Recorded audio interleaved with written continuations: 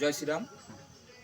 আমরা এখানে এটা আমাদের 13তম বজরংবলীর পুজো। এটা আমরা প্রায় 2010 কি 11তে চালু করেছি। আর এখানে এই মন্দিরের সভাপতিত্বে আমি আছি এবং বগাফা প্রখণ্ডের বজরং দলের প্রেসিডেন্ট দীপক দাস আছে এবং আমরা সব কার্যকর্তাগণ এখানে মিলিত হয়েছি। আমরা এই বার্তাটাই বোঝাতে চাই যে আমাদের হিন্দু ধর্মের যে একটা মানে প্রচার হওয়া দরকার। আমরা হিন্দুত্ববাদী, আমরা হিন্দু দেশে আছি।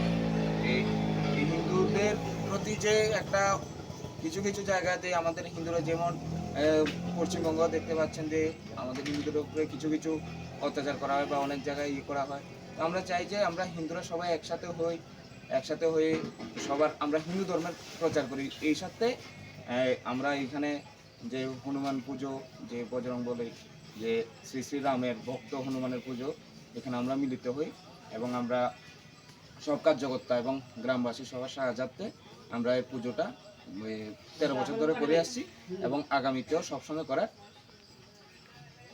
মানে প্রচেষ্টা করবো। কোন জায়গাতে করছেন পুজোটা? এই জায়গাটা হচ্ছে আপনার শান্তির বাজার মহকুমার পদ্মটেপা কালাছড়া জায়গাটা। এটা কালাছড়া স্কুলের পাশেই পুজোটা হয়।